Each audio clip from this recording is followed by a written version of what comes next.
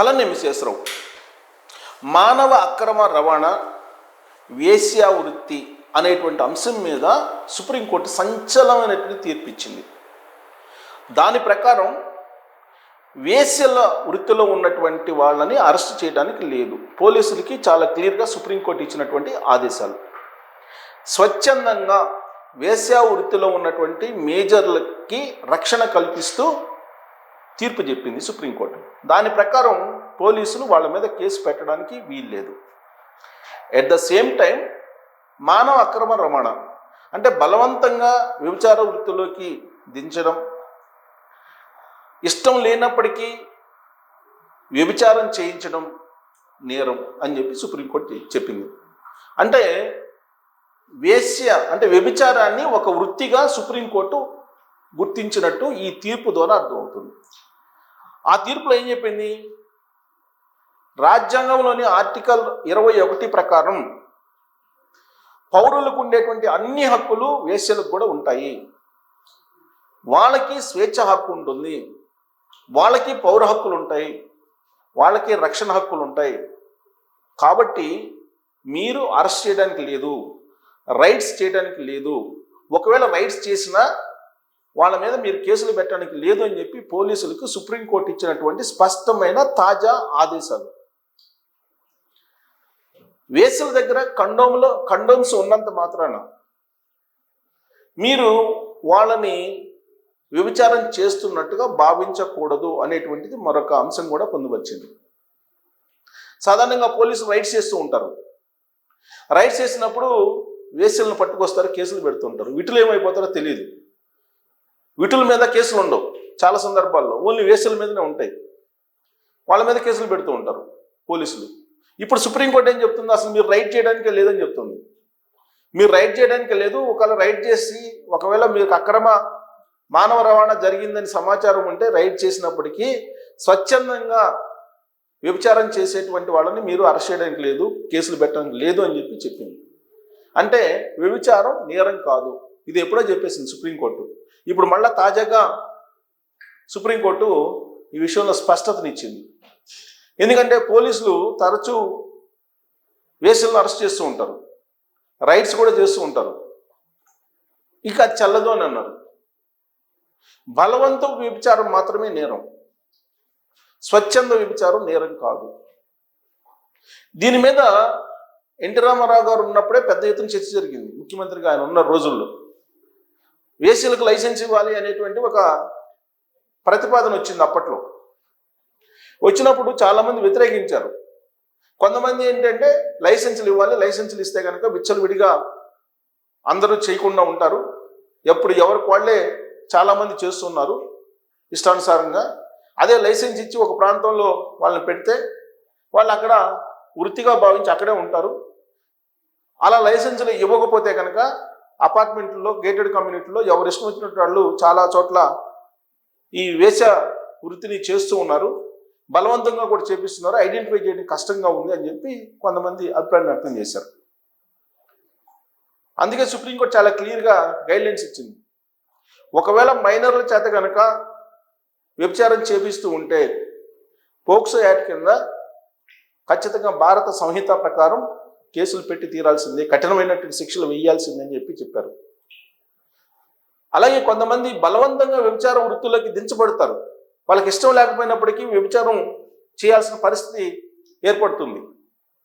మన red light areas ఉంటాయి చాలా చోట్ల, ముంబై రెడ్ లైట్ ఏరియా, ఢిల్లీలో రెడ్ లైట్ ఏరియాస్ చాలా ఉంటాయి. అక్కడ మానవ అక్రమ రవాణా జరుగుతుంది. బలవంతంగా వ్యభిచార వృత్తిలోకి దించుతారు. ఇక బయటికి రాలేక చాలామంది అక్కడే మగ్గిపోతూ ఉన్నారు. అలాంటి వాళ్ళ చోట అలాంటి ప్రాంతాల్లో రైడ్ చేయొచ్చు. అలాంటి ప్రాంతాల్లో బలవంతంగా వ్యభిచార వృత్తిలోకి దింపబడినటువంటి వాళ్ళని రక్షించవచ్చు పోలీసులు. ఇది సుప్రీంకోర్టు చెప్పింది. దీన్ని 2 కేటగిరీలుగా చెప్పింది. ఒకటి స్వచ్ఛందంగా చేసేటువంటి వాళ్ళు, 2 బలవంతంగా చేసేటువంటి వాళ్ళు, చేపించేటువంటి వాళ్ళు. ఇట్లా కేటగిరీలు చెప్పింది. దీంతో స్వచ్ఛందంగా చేసేటువంటి వాళ్ళు చేసుకోవచ్చు, దాన్ని ఒక వృత్తిగా స్వీకరించవచ్చు అని చెప్పింది సుప్రీంకోర్టు.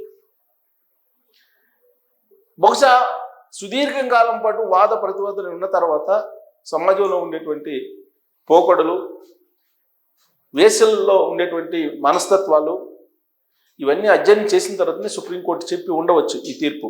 అధ్యయనం చేయకుండా ఆషామాషాగా చెప్పదు. ఎందుకనంటే ఇది భారత సంస్కృతి సాంప్రదాయాలతో ముడిపడి ఉన్నటువంటి అంశం. బహుశా లోతుగా అధ్యయనం చేసిన తర్వాతనే సుప్రీంకోర్టు ఈ సంచలనమైన తీర్పు ఇచ్చింది. ఆ మాట నేను ఎందుకంటున్నానంటే, నేను గుంటూరు జిల్లాలో ఒక పత్రికలో ఇన్ఛార్జిగా పనిచేస్తున్నప్పుడు ఆ జిల్లాలో ఎక్కువగా చిలుకలూరుపేట, నర్సరావుపేట ఈ ప్రాంతాల్లో, అలాగే గుంటూరు సిటీలో కొన్ని పాకెట్స్లో ఎక్కువగా వ్యభిచారం జరిగేది అప్పట్లో. అప్పుడు హెచ్ఐవి ఎక్కువగా విస్తృతంగా ఉంది. హెచ్ఐవికి సంబంధించినటువంటి వ్యతిరేక ప్రచారం చేస్తూ ఉన్నారు అప్పుడు, హెచ్ఐవిని కంట్రోల్ చేయడానికి. ఆ సందర్భంగా ఎస్పీ, అక్కడ ఉండేటువంటి ఎస్పీ ఈ వ్యభిచారం చేస్తున్నటువంటి వాళ్ళని, సెక్స్ వర్కర్స్ అందరినీ తీసుకొచ్చి కౌన్సిలింగ్ ఇవ్వాలని చెప్పి నిర్ణయించారు. తీసుకొచ్చి వాళ్ళకి కౌన్సిలింగ్ ఇచ్చారు. ఎందుకు చేస్తున్నారు వ్యభిచారం అని అంటే, చాలామంది డబ్బుల కోసం అని చెప్పారు. మాకు ఇంతకు మించి వేరే తెలియదు, మేము దీనికోసమే చేస్తున్నాం అని చెప్పి. అప్పుడు ఆ రోజు గుంటూరు జిల్లాలో ఉన్నటువంటి ఎస్పీ ఏం చెప్పారంటే, మిమ్మల్ని డ్వాక్రా గ్రూప్లో చేరుస్తాం, మీకు రివాల్వింగ్ ఫండ్ ఇప్పిస్తాం, మీరు చేతి వృత్తుల కింద మీరు తయారు చేసిన వస్తువులు మేము మార్కెటింగ్ కూడా చేసి పెడతాం, మీకు ఉపాధి అవకాశాలు కల్పిస్తాం. ఇది నచ్చలేదనుకోండి, మీరు ఏం చేస్తారో, ఏం చేయగలరో చెప్పండి, దానికి ఆర్థిక సహాయం చేస్తాం, వ్యభిచారాన్ని మాత్రం మీరు మానుకోండి అని చెప్పారు. ఆ సందర్భంగా పోలీసులు ఎదుట వాళ్ళు అంగీకరించారు. అప్పుడు మేమందరం పేపర్లో కూడా రాసాం. చాలా అద్భుతమైనటువంటి కౌన్సిలింగ్ ఇచ్చారు పోలీసులు. వ్యభిచారం నుంచి బయటికి తీసుకొచ్చారు స్త్రీలని, చాలామందిని. వాళ్ళందరూ ఇప్పుడు వ్యాపారాలు చేసుకోవడానికి ఆర్థిక సాయం కూడా ప్రభుత్వం కల్పిస్తుంది. కాబట్టి వాళ్ళందరినీ బయటికి తీసుకొచ్చే కార్యక్రమం అద్భుతం అని చెప్పి రాశాం. ఆ తర్వాత ఒక 3-4 నెలల తర్వాత ఈ వ్యభిచారం ఆయా చోట్ల ఎలా జరుగుతుంది అనే దాని మీద పోలీసులు ఎంక్వైరీ చేసినప్పుడు యథాతథంగా మళ్ళీ ఆడ వ్యభిచారం జరుగుతుందని చెప్పి ఐడెంటిఫై చేశారు. ఐడెంటిఫై చేసిన తర్వాత ఒక నెల 2 నెలలు కాల పరిమితిలో వాళ్ళందరినీ మళ్ళీ తీసుకొచ్చారు. మళ్ళీ తీసుకొచ్చి అప్పుడు మీడియాని పిలిచారు. పిలిచిన తర్వాత వాళ్ళు అభిప్రాయాలను వ్యక్తం చేస్తుంటే మీరు వినండి అని చెప్పి డైరెక్ట్గా మీడియా ముందే వాళ్ళతోటి ఇంటరాక్షన్ సెషన్ పెట్టించారు. సరే, 6 నెలల క్రితం మీకు ఉపాధి అవకాశాలు కల్పించి ప్రభుత్వం డబ్బులు ఇచ్చింది కదా, మీరు వ్యాపారాలు ఎలా ఉన్నాయి అని చెప్పి కొంతమంది జర్నలిస్టులు అడిగారు. మేము తీసుకున్నాము, గవర్నమెంట్ ఇచ్చిన డబ్బులు, రివాల్వింగ్ ఫండ్ తీసుకున్నాము, వ్యాపారాన్ని స్టార్ట్ చేశాము, కానీ వ్యభిచార వృత్తిని మేము మానుకోలేకపోయాం, అందుకే మేము వ్యభిచార వృత్తిని కంటిన్యూ చేస్తున్నాం అని చెప్పారు. ఎందుకు అలా చేస్తున్నారు అంటే, వాళ్ళు చెప్పినటువంటి మాట అప్పట్లో రిపోర్టింగ్ కూడా చేసాం. అప్పుడు మీరు ఎన్ని డబ్బులు ఇచ్చినా, మీరు ఎన్ని వ్యాపారాలు పెట్టించినా, మేము ప్రతిరోజు ఒక 3-4 శారీరకంగా కలిస్తే వాళ్ళు మాకు సాటిస్ఫై ఉంటుంది, అంతకు మించి మీరు డబ్బులు ఇచ్చినంత మాత్రం మేము ఈ వృత్తి నుంచి మేము మానుకోమని చెప్పారు. అది ఆల్రెడీ 90s జరిగింది. అది మీరు ఆ పేపర్లో తిరిగేస్తే మీకు అర్థమవుతుంది, ఆ గుంటూరు జిల్లా పేపర్లో. సో అప్పుడు పోలీసులు చెప్పింది, మీరు విన్నారు కదా, ఇది పరిస్థితి, మేము చేయగలిగింది చేశాము, కానీ వాళ్ళు వ్యభిచారం అనేది ఒక వృత్తిగా భావించారు, ఎప్పటి నుంచో వాళ్ళకి తరతరాలుగా వస్తుందంట, కాబట్టి దాన్ని కొనసాగిస్తారంట అని చెప్పి వాళ్ళు చెప్పిన భావాన్ని చెప్పారు. సో కాబట్టి అది అన్ని వృత్తుల్లో దాన్ని ఒక వృత్తిగా భావించి కొంతమంది కొనసాగిస్తున్నారు తరతరాలుగా. ఇప్పుడు రాజమండ్రి ఉంది, రాజమండ్రిలో అది వ్యభిచారం నడుస్తుంటుంది, కాస్ట్లీ వ్యభిచారం. అప్పట్లో రాజమండ్రి అని అంటేనే అందరికీ తెలుసు, పెద్దాపురం, అమలాపురం ఇలాంటి చోట ఎక్కువగా వ్యభిచారానికి సంబంధించినటువంటి సెంటర్స్ ఉన్నాయి. అలాగే చిలుకలూరుపేట, నర్సరావుపేట ఇలాంటి చోట్ల, ఇలా తెలంగాణలో కూడా కొన్ని ప్రాంతాల్లో, ఇట్లా కొన్ని పాకెట్స్లో వీళ్ళు వ్యభిచారాన్ని వృత్తిగా చేసుకుని ఉంటూ ఉన్నారు. ఇలాంటి వాటి మీద భారతదేశంలో బహుశా స్టడీ చేసి ఉంటారు. సుప్రీంకోర్టు కూడా వాద ప్రతివాదనలు స్టడీ చేయటం ఇవన్నీ అయిన తర్వాత జడ్జి కూడా అదే చెప్పారు తీర్పు ఇచ్చినప్పుడు, ఇది సున్నితమైనటువంటి అంశం, మేము చాలా లోతుగా క్షేత్రస్థాయిలో పరిశీలించిన తర్వాత ఈ తీర్పు ఇస్తున్నామని చెప్పారు. చెప్పి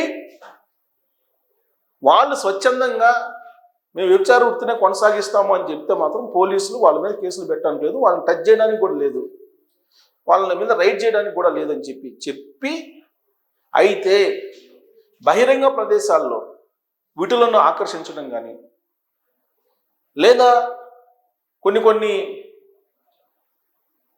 బహిరంగ సభలు లేదంటే జనం రద్దీగా ఉండేటువంటి ప్రాంతాల్లో ఉంటూ వీటిలోని ఆకర్షించి తీసుకెళ్తాం, ఇలాంటివి మాత్రం చేయకూడదు. ఇది మిగతా పౌరులకు సంబంధించినటువంటి హక్కుకి భంగం కలిగిస్తుంది. కాబట్టి బహిరంగంగా చేయకూడదు. స్వచ్ఛందంగా మీరు వ్యభిచార వృత్తిలో ఉండాలి అనుకుంటే మీరు పర్టికులర్గా మీ ప్రాంతంలోనే మీరుండేటువంటి దాని దగ్గరే మీరు అఫీషియల్గా చేసుకోండి అని చెప్పి సుప్రీంకోర్టు చెప్పేసింది.